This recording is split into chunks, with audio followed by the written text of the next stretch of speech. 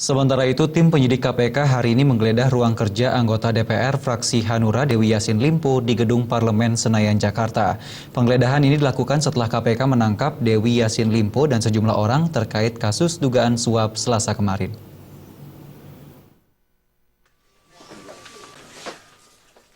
Setelah ditangkap Selasa kemarin, ruang kerja milik anggota DPR fraksi Hanura Dewi Yassin Limpo di lantai 16 Gedung Parlemen Senayan, Jakarta langsung digeledah oleh tim penyidik KPK.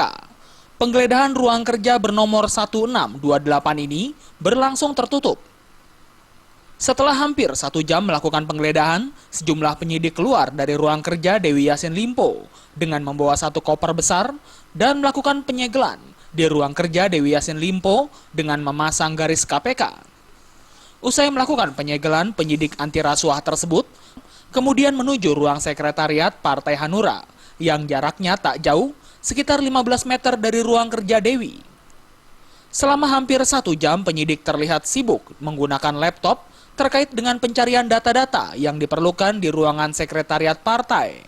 Usai menyelesaikan tugasnya, penyidik membawa sebuah koper hitam. Saat dikonfirmasi oleh awak media, penyidik enggan membeberkan barang bukti apa saja yang berhasil dikumpulkan dan dibawa. Berkas terkait apa, Mas?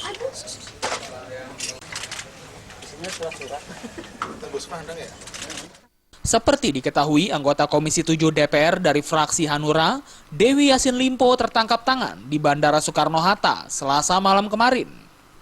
Selain Dewi Yassin Limpo, ada 6 orang yang ikut diciduk Komisi Anti Rasuah ini.